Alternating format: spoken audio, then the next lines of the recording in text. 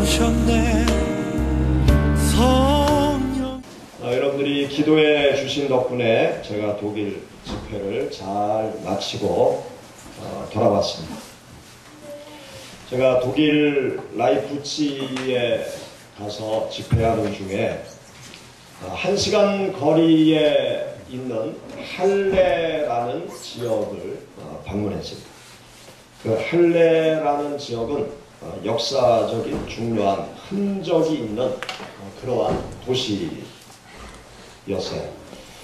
메시아를 작곡한 핸델, 우리 성탄절 때 마지막 핸델의 메시아 마지막 할렐루야 찬양을 하잖아요. 그때 우리가 다 일어나서 하나님을 칭송하는 시간을 갖는데, 그 메시아를 작곡한 핸델의 생가가 그 할레라는 지역에 있더라고요. 그리고 그 할레라는 지역에 또 마르크트 교회라고 있는데, 그 마르크트 교회에서 핸델이 파이프 오르간 연주를 오랫동안 거기 교회에서 파이프 오르간 연주를 했더라고요. 또 기도의 아버지, 고아의 아버지라고 불리우는 그 조지 뮬러가 다녔던 신학대학, 그 신학대학이 또 할레라는 지역에 있었습니다. 또 종교개혁가 마르틴 루터가 그 할레 신학대학에서 신학을 가르치면서 이 할레 지역에 있는 마르크트 교회를 출석하면서 거기에서 설교를 한때 하였다고 합니다.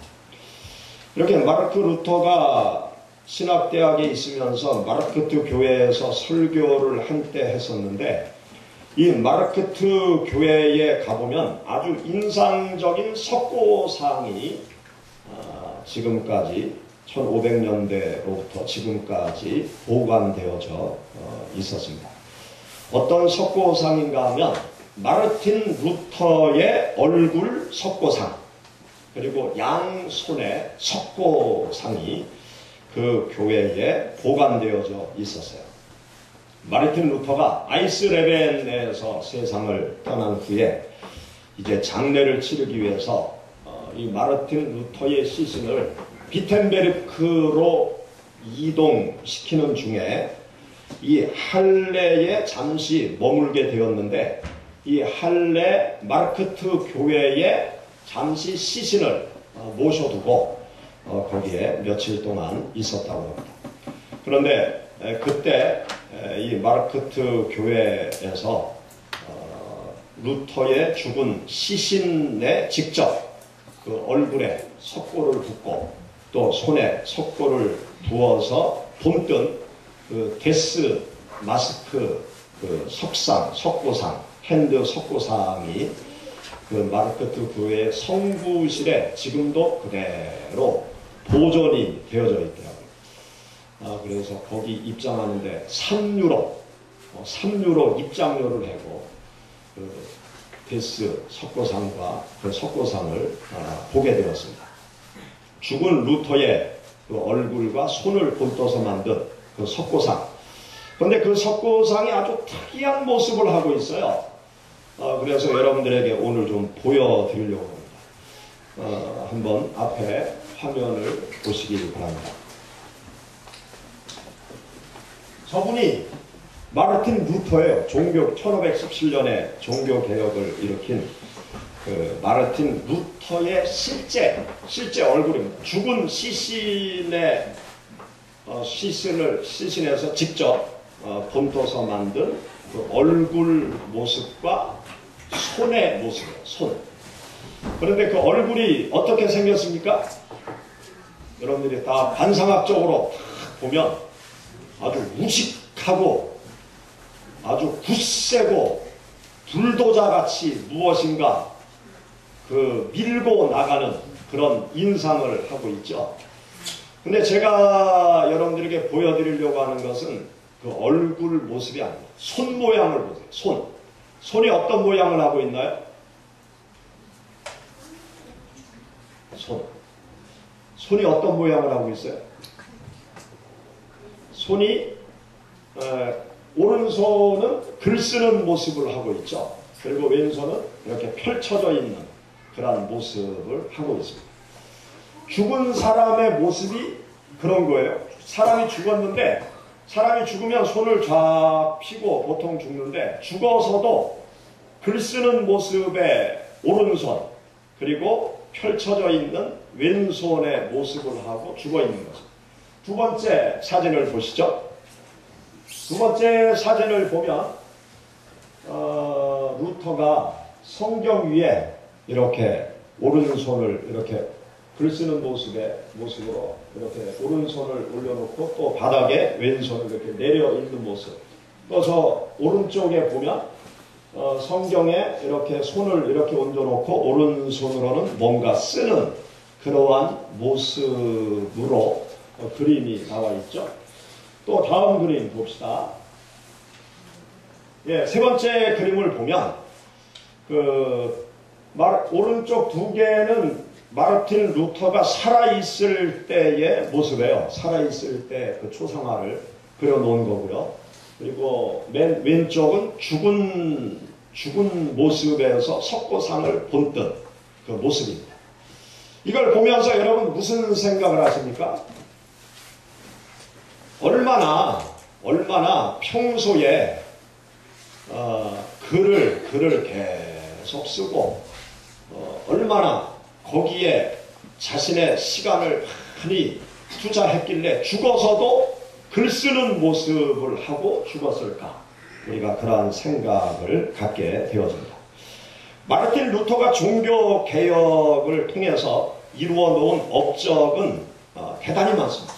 아주 중요한 일들을 마르틴 루터가 했습니다. 그런데 루터의 중요한 업적 중에 하나가 무엇인가 하면 신구약 성경을 독일어로 번역한 거예요. 이것은 엄청난 일이었습니다. 당시는 성직자들만 성경을 볼 수 있었어요.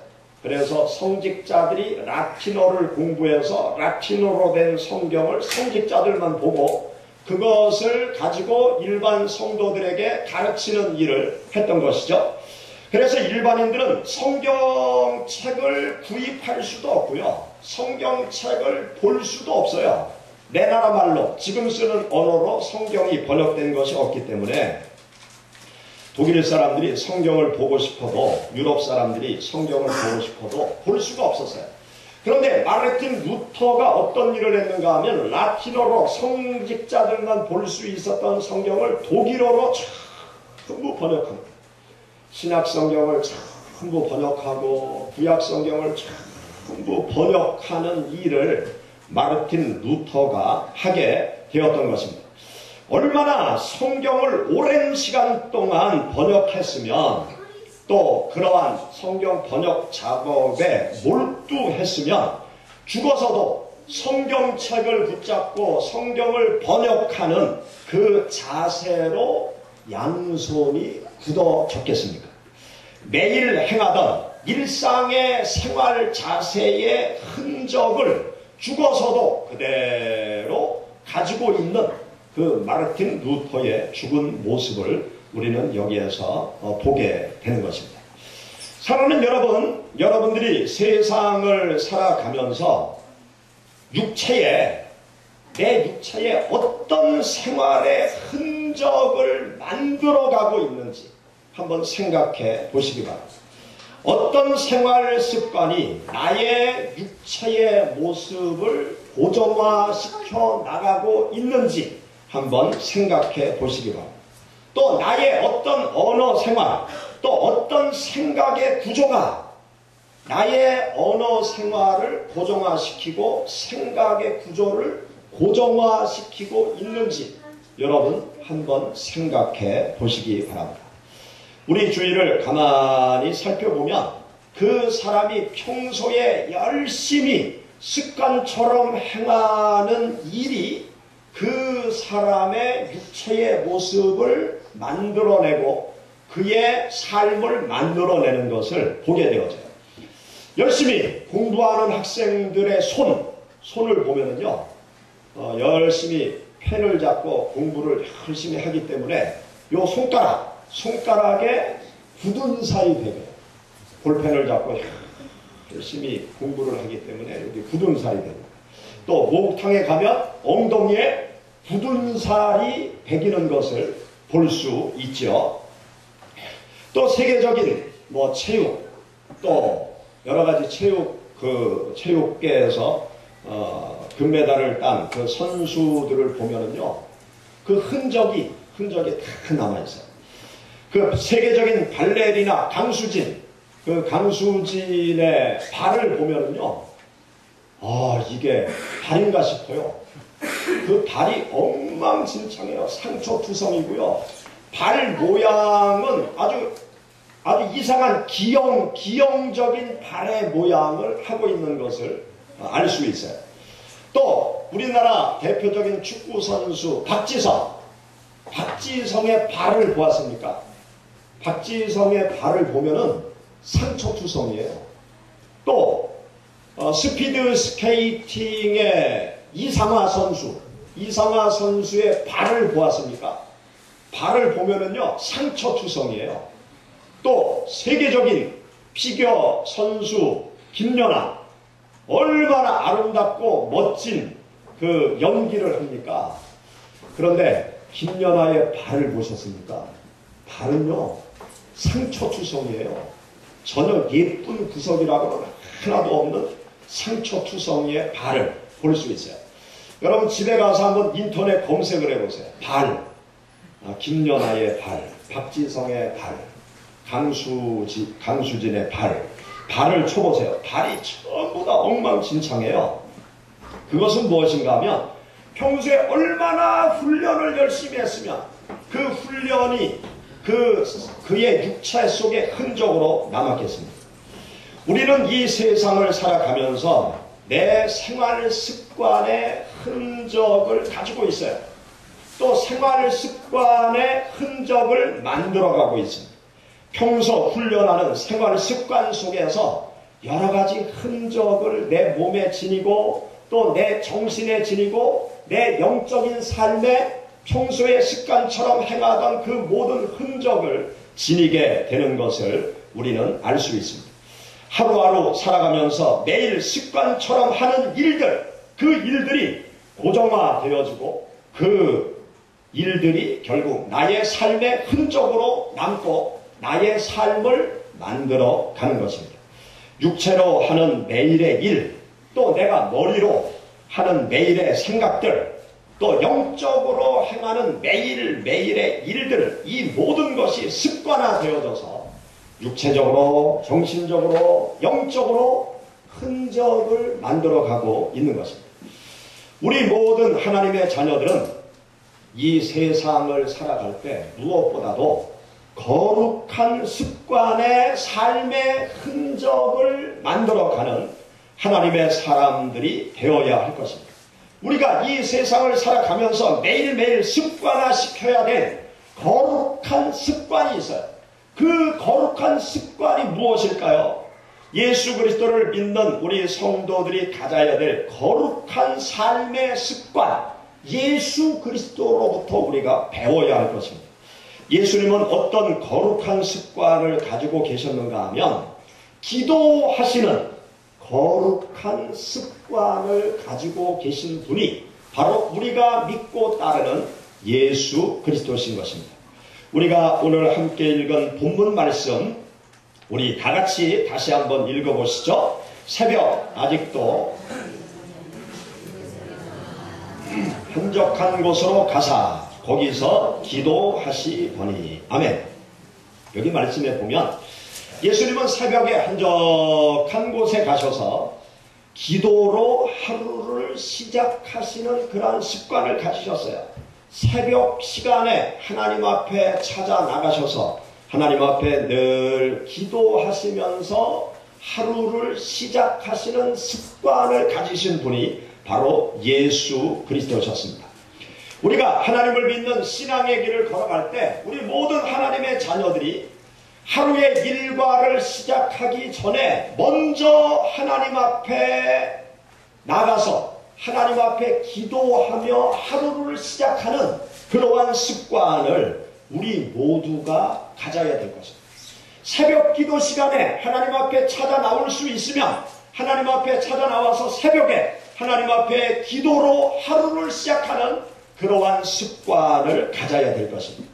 또 내가 새벽에 찾아 나와서 하나님 앞에 기도하기가 힘든 환경 속에 있다고 그러면, 내가 공부하는 학생이라고 그러면 공부를 시작하기 전에 학교에 가서 가방을 풀어놓고 하루 공부를 시작하기 전에 먼저 하나님 앞에 공부를 위해서, 하루 생활을 위해서 기도하고 학교 생활을 시작하는 모습.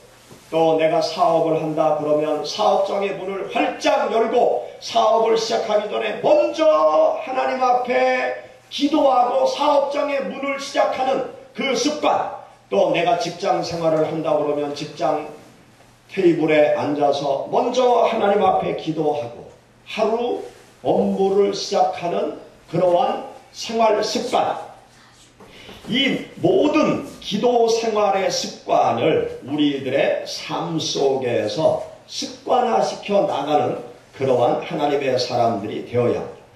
여러분들 한번 생각해 보세요. 하루 일과를 시작할 때 기도하지 않고 허겁지겁 늦잠 자서 밥도 먹는 둥 마는 둥 바쁘게 부랴부랴 가방을 챙기고 또 내 일터로 가는 서류 가방을 챙기고 부랴부랴 직장에 가서 또 다른 사람 눈치 보면서 하루 일과를 시작하는 사람과 하나님 앞에 기도하고 하루를 설계하고 하나님 앞에 기도하고 하루를 의탁드리고 하나님 앞에 기도하고 오늘 해야 될 여러 가지 일들을 위해서 하나님 앞에 간절히 기도하고 하루를 시작하는 사람과 어떤 차이가 있겠습니까? 아주 엄청난 차이가 생기겠죠. 벌써 마음의 자세부터 달라지는 것이죠. 그리고 우리가 기도할 때 전능하신 하나님의 도우심, 하나님의 인도하심, 하나님의 역사하심, 또 하나님께서 나에게 순간순간 하나님을 의지하며 살아갈 때 지혜를 주시는 그 하나님의 은혜 가운데 우리가 하루하루 성공적인 삶을 살아갈 수 있는 것입니다. 그래서 우리는요, 무엇보다도 예수님처럼 하루 일과를 시작하기 전에 먼저 하나님 앞에 조용하게 기도하면서 하루를 시작하는 하나님의 사람들이 되어야 할 것입니다. 여러분, 가능하시면 새벽 제단을 쌓으세요. 새벽 기도 시간에 하나님 앞에 찾아 나와서 먼저 하루를 위해서 기도하는 여러분들의 삶이 되기를 바랍니다. 저희 교회는 새벽 시간에 1부는 4시 50분, 2부는 6시 10분에 새벽 예배를 드리잖아요. 그렇게 하는 이유는 6시 10분은 조금만 신경 쓰면 새벽 기도를 할 수 있도록 하기 위해서 6시 10분에 새벽 예배를 드리는 것입니다. 여러분, 새벽 예배는 우리 모두가 하나님 앞에 찾아 나와서 새벽에 기도하는 그 시간을 갖도록 하기 위해서 하는 거예요. 그리고 나는 도저히 새벽에 힘들다. 그런 분들은 낮에 시간을 정해놓고 하나님 앞에 나와서 기도 드리세요. 또 낮에 나는 또 힘들다. 그러면 저녁 겟세마네 기도에 나와서 하나님 앞에 하루를 정리하면서 내일을 설계하면서 기도로 하루 저녁을 마치실 수 있기를 바랍니다. 우리가 하나님 앞에 기도하면서 생활하는 그 습관을 가지면 기도 가운데서 하나님의 나의 삶을 인도해 주시는 그 하나님의 특별한 인도하심, 하나님의 축복하심을 우리 모두가 경험할 수 있는 것입니다. 또 예수님은 기도를 늘 하셨는데 중요한 일이 있을 때 특별히 또 하나님 앞에 기도하는 습관을 가지신 분이 바로 예수 그리스도십니다. 누가복음 6장 말씀 가운데 보면 예수님께서 12명의 제자를 선택하세요. 12명의 제자를 선택하시고 12명의 제자를 3년 동안 훈련시키시고 그리고 당신께서 행하실 모든 일들을 12제자에게 다 맡기고 하늘로 승천에 올라가시죠. 십자가 죽음과 부활 후에 하늘로 승천에 올라가십니다. 당신의 모든 일을 다 맡길 12명의 제자를 선택하는 중요한 일을 하실 때 예수님께서 어떤 시간을 가지셨는가 하면 하나님 앞에 기도하는 시간을 가지셨어요. 여러분 누가복음 6장 한번 찾아보시죠. 누가복음 6장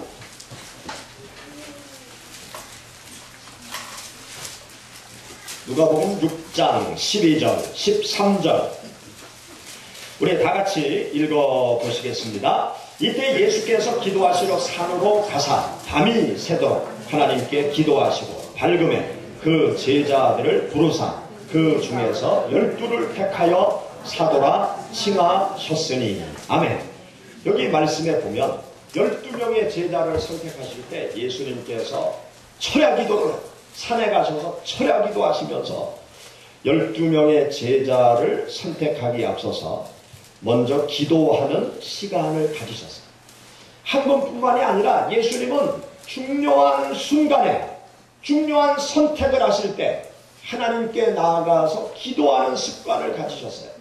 예수님께서 십자가 죽음을 통하여 구원의 사역을 완성하시기 위해서 십자가 죽음의 길로 가시기 전 예수님은 겟세마네 동산에서 인간의 삶에 대한 애착과 하나님의 뜻을 받들어 나가기 위한 그 하나님의 명령 앞에서 이 기도, 생사의 기도 시간에 하나님 앞에 기도하는 시간을 갖습니다. 할 수만 있으면 이 죽음의 잔을 내게서 옮기워 주옵소서. 그러나 나의 뜻대로 마옵시고 아버지의 원대로 되기를 원하나이다. 그러면서 예수님은 생사의 기로점에서 삶과 죽음 중에 어떤 것을 선택해야 될 것인가 아주 중요한 순간에 겟세마네 동산에서 하나님 앞에 기도하는 그 시간을 갖습니다. 그리고 육신의 인간의 삶에 대한 애착을 다 버리고 하나님의 구속의 사역을 위해서 당신의 삶을 다 포기하시는 그 길을 선택해 가셔서 우리 모두가 예수 그리스도를 통한 구원의 축복을 받을 수 있는 그 길을 활짝 여신 분이 바로 예수 그리스도십니다. 우리가 인생을 살아가면서 중요한 선택을 해야 될 때가 참으로 많이 있습니다. 학생들은 학생들 나름대로 중요한 선택을 해야 될 때가 있고 어른들은 어른들 나름대로 삶을 살아가면서 중요한 선택을 해야 될 순간이 참으로 많아요. 여러분 중요한 선택을 해야 될 그러한 시점에 여러분들은 어떻게 중요한 선택의 시간을 갖습니까? 하나님의 자녀들은요. 하나님 앞에 기도하면서 하나님께서 원하시는 길을 선택하는 기도 속에서 하나님이 원하시는 그 길을 선택하는 그러한 시간들을 반드시 가져야 돼요. 중요한 일이 있으면 기도해야 되겠다. 이것이 우리들의 삶 속에 습관화 되어져야 돼요. 인간적인 방법으로 또 다른 사람의 말을 듣고 하는 것이 아니라 다른 사람들이 이렇게 저렇게 얘기를 한다 할지라도 하나님 앞에 최종적으로 기도하면서 하나님께서 원하시는 길이 무엇입니까? 내 인생을 걸어가는데 하나님께서 무엇을 원하십니까? 내가 선택을 해야 되는데 어떤 길을 선택해야 될까요? 하나님 지혜를 주세요. 하나님 방법을 주세요. 해결책을 주세요. 하나님 나에게 문을 활짝 열어주세요. 그러면서 하나님 앞에 기도하는 하나님의 사람들이 되어질 때 나의 과거, 현재, 미래를 다 하시는 하나님께서 나에게 적절한 선택을 할 수 있는 지혜와 판단력과 결단력을 하나님께서 우리에게 허락해 주십니다. 우리는 이 세상을 살아가면서 늘 하나님 앞에 기도하는 거룩한 습관을 가져야 돼요. 데살로니가전서 5장 17절 18절 말씀 가운데 보면 쉬지 말고 기도하라 범사에 감사하라 이것이 그리스도 예수 안에서 너희를 향하신 하나님의 뜻입니다. 쉬지 말고 기도하는 것이 우리를 향하신 하나님의 뜻이다. 하나님께서 우리를 향해서 간절히 원하는 것은 늘 쉬지 않고 기도하면서 인생을 살아가기를 원한다. 그렇게 말씀하고 있어요. 우리가 쉬지 않고 기도한다는 것이 무엇입니까? 날마다 시간을 정해놓고 정규적으로 하나님 앞에 기도하는 거예요. 내가 새벽 시간에 하나님 앞에 기도해야 되겠다. 그러면 쉬지 않고 기도하는 것은 새벽 시간에 계속 나와서 기도하는 거예요. 내가 겟세마네 기도 시간에 하나님 앞에 기도해야 되겠다. 시간을 정해놓고 그 시간에 계속 나와서 기도하는 것이 쉬지 않고 기도하는 것입니다.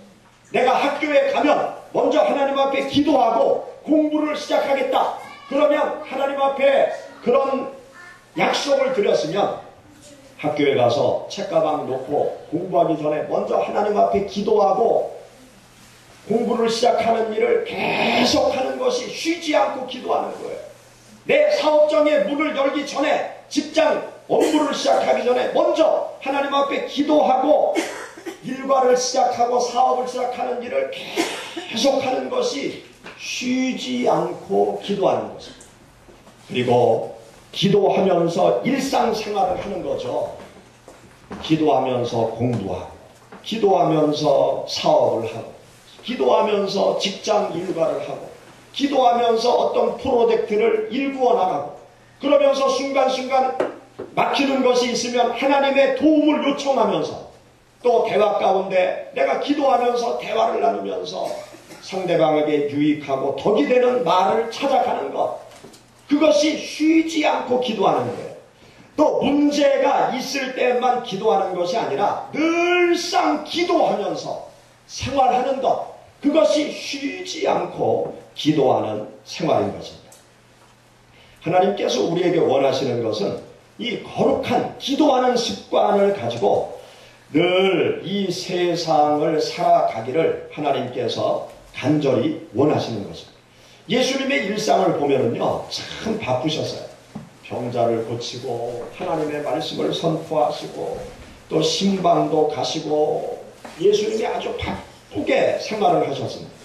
그런데 성경 말씀을 보면은요, 바쁜 일상 속에서도 예수님은 짬을 내서 하나님 앞에 기도하는 시간을 가지신 분이 바로 예수님이세요.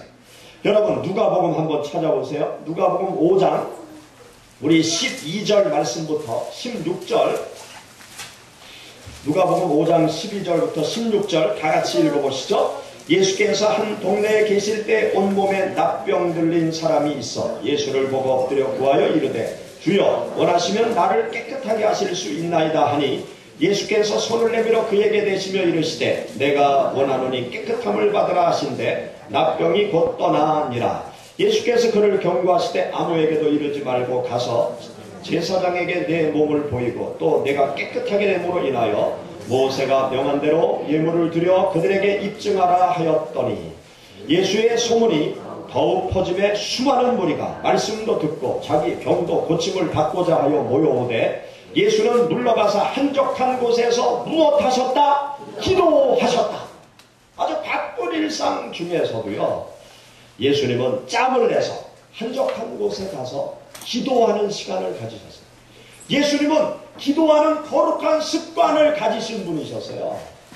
아침에 일어나자마자 조용한 곳에 새벽에 기도하시고 또 바쁜 일상 속에서도 짬을 내서 또 한적한 곳에서 기도하시고 또 하루 일과를 마치시고 저녁 때 기도로 하루를 마감하시고 중요한 일이 있으면 밤을 새워가면서 하나님 앞에 기도하면서 하나님이 원하시는 그 길을 선택하기를 원하셨던 분, 늘 기도하는 거룩한 습관을 가지신 분이 바로 예수 그리스도셨습니다. 예수님을 믿고 따르는 우리 모두가 어떤 습관을 가져야 되느냐? 기도하는 습관을 가져야.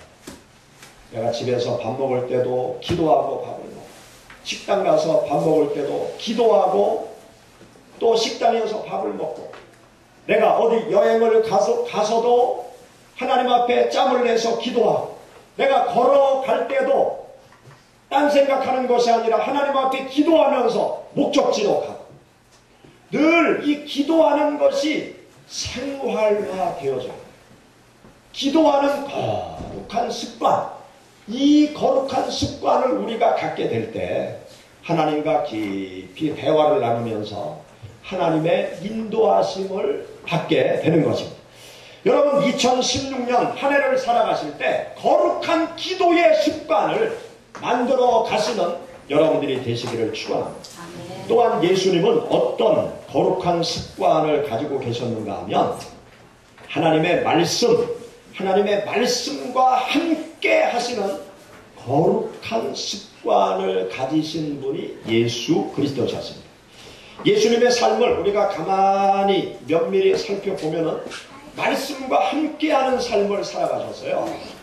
예수님께서 어린 시절에 예루살렘 성전의 절기를 지키러 부모님을 따라갔습니다. 그런데 예수님의 부모들이 여러 가족들과 함께 예루살렘에 왔다가 돌아가는 중에 예수님을 잃어버린 것을 발견합니다. 그래서 부랴부랴 사람들에게 물어보고 거슬러 예루살렘에 와서 보니까 예수님이 성전 안에서 제사장들과 율법사들과 말씀을 가지고 토론을 하고 있는 거예요. 하나님의 말씀에 대해서 이야기하는 시간을 예수님께서 가지고 계셨습니다. 제사장들, 율법사들이 깜짝 놀라는 거예요. 어린아이가 하나님의 말씀에 대해서 너무나 깊이 있게 알고 있으니까 그들이 깜짝 놀라는 거죠. 예수님은 하나님의 말씀에 대하여 어린 시절부터 말씀과 함께하는 삶을 사셨습니다. 또 예수님은 하나님의 말씀을 정확하게 하시고 필요할 때 하나님의 말씀을 사용하신 분이 예수 그리스도세요. 마태복음 4장 말씀에 보면 마귀가 예수님을 공격하죠.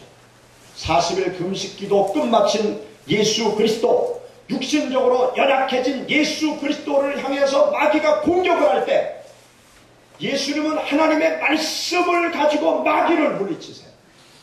하나님의 말씀을 정확하게 인용하시면서 마귀의 유혹을 물리치시고 승리하시는 분이 바로 예수 그리스도였습니다. 예수님은 말씀을 성취하기 위해서 발걸음 한 발걸음 또 말 한마디도 적절하게 선택해서 사용하신 분이 예수님이세요. 구약 예언의 말씀을 이루시기 위해서 구약의 말씀을 기억하시고 그 말씀대로 행동하신 분, 그리고 십자가 위에서 다 이루었다. 모든 예언의 말씀을 그대로 성취시키시고 부활의 영광의 자리에 들어가신 분, 그분이 바로 예수 그리스도십니다. 예수 그리스도께서는 말씀과 함께하는 삶을 살아가신 분이 바로 우리가 믿는 예수님이세요. 예수님을 따르는 우리 모두에게 가져야 될 거룩한 습관이 무엇인가 하면 하나님의 말씀을 가까이 하는 거룩한 습관을 가져야 돼요. 하나님의 말씀을 듣고 하나님의 말씀을 읽고 하나님의 말씀을 암송하고 하나님의 말씀을 마음에 품고 묵상하는 이 거룩한 습관을 우리 모두가 가져야 되는 것입니다. 하나님의 말씀을 가까이 할 때 우리가 세상에서 하나님의 자녀로 올바로 살아갈 수 있어요. 우리는 순간순간 내 생각대로 행동할 때가 너무 많아요. 내 감정대로 행동할 때가 너무 많아요. 세상의 가치관을 쫓아갈 때가 너무나 많아요. 왜 그렇습니까? 하나님의 말씀이 내 마음에 순간순간 역사를 해야 되는데 하나님의 말씀이 없는 거예요. 내 마음속에 미움과 증오와 분노가 솟을 때 하나님의 말씀이 내 마음속에 있으면 분노와 증오를 가라앉히고 사랑의 말과 행동을 할 수가 있습니다. 그런데 말씀이 없는 거예요. 말씀이 나를 지배하지 못하는 거죠. 순간순간 내 생각과 감정에 끌려가는 이유는 말씀이 나의 마음을 지배하지 못하기 때문에 그렇습니다. 하나님의 말씀과 내 생각이 따로 노는 거예요. 하나님의 말씀과 내 삶이 따로 노는 거예요. 그렇기 때문에 하나님의 백성들이 세상 속에서 말씀대로 살아가기가 힘든 것입니다. 우리는 하나님의 말씀을 가까이 하고 하나님의 말씀을 마음에 담고 하나님의 말씀과 함께하는 이 습관을 우리들의 삶 속에 의도적으로 자리 잡도록 노력을 해야 되는 것입니다.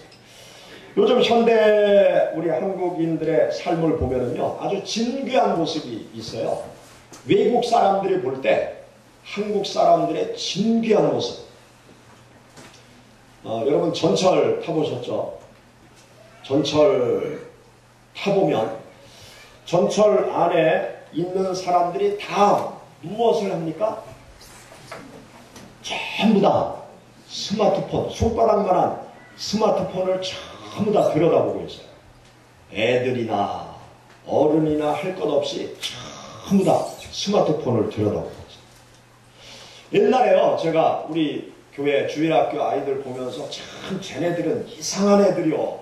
제가 그랬어요. 왜냐하면 주일학교 애들이 야 놀자 그러면서 저 유아실에 모이는 거예요. 그래서 어떻게 노나 가만히 들어보면 놀자 그래 놓고 게임기에 가져와서 전부 다 자기 게임기 가지고 노는 거예요. 그러면서 서로 논다고 그러는 거예요. 그래서 참 노는 것도 희한하게 노네. 놀려면 같이 어깨 동무하고 같이 손을 잡고 이리 뛰고 저리 뛰고 뒹굴면서 옛날엔 그렇게 놀았잖아요. 그렇게 노는 거라고 생각하고 있었는데 우리 교회 애들이 보니까 놀자 그래놓고 전부 다 게임기 가지고 쳐다보면서 놀더라고요. 야 너희는 노는 게 뭐 그렇게 노냐? 제가 그랬거든요. 근데 그 말이 요즘 어른들한테 해당이 되는 거예요. 어른들 커피숍에 모이면 처음에 커피 먹죠. 야 잘 있었냐? 그래. 독일 잘 갔다 왔냐? 그래.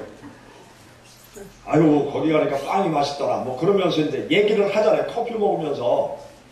그러고 나서 이제 어느 정도 대화를 하고 나면 그 다음에 스마트폰 쭉 꺼내서 얘기해. 여기 카톡이 왔네. 카톡. 아유 그러면서 또 카톡 뭐 문자도 이렇게 보내고.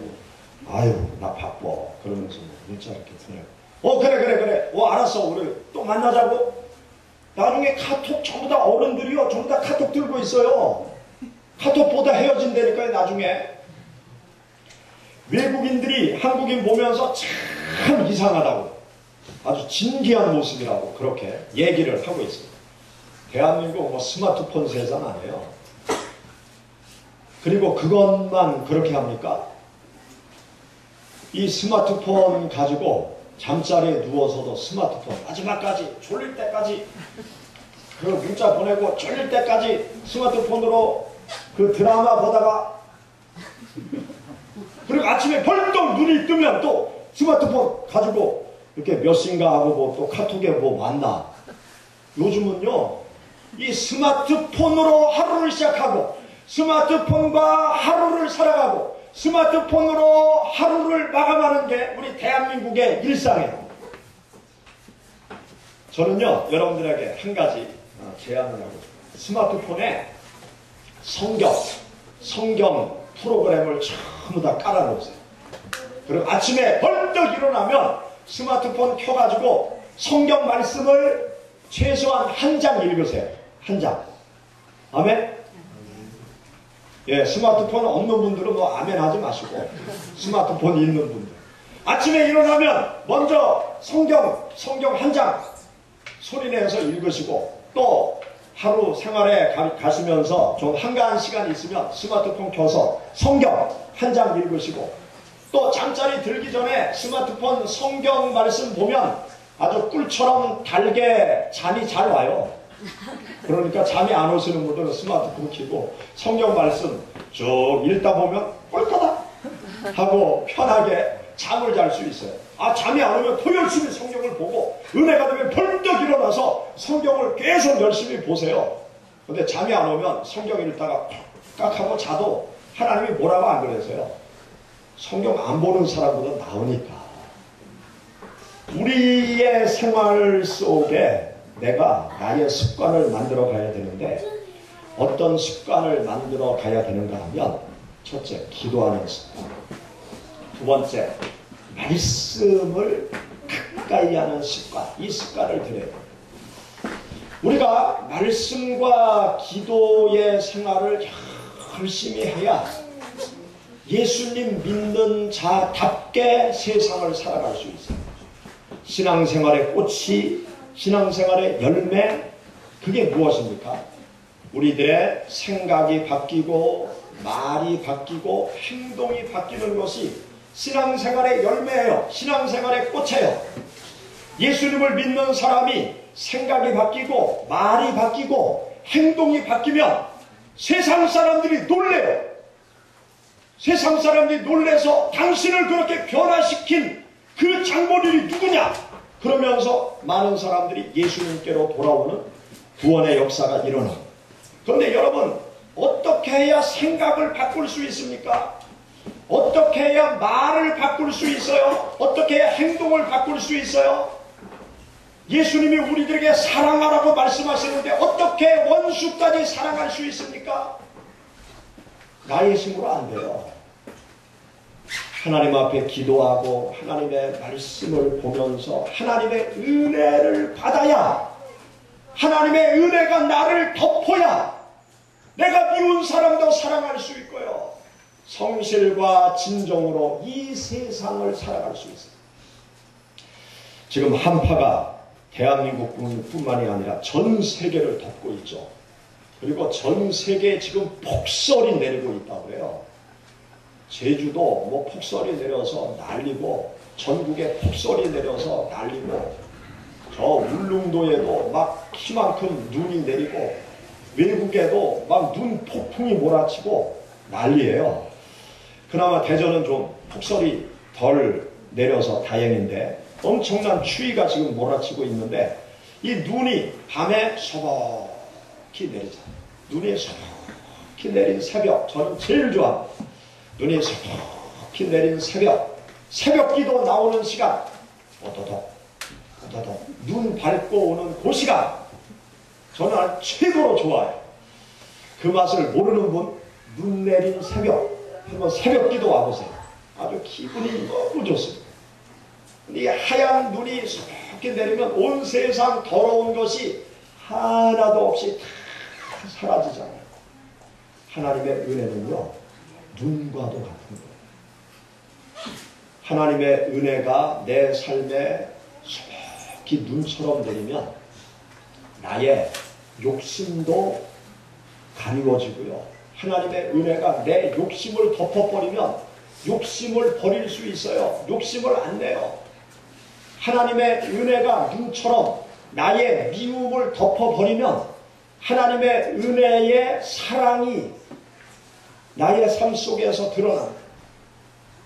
내 삶의 나쁜 습관, 하나님의 은혜가 속히 눈처럼 쌓이면요, 거룩한 습관으로 바뀌어질 수 있어요.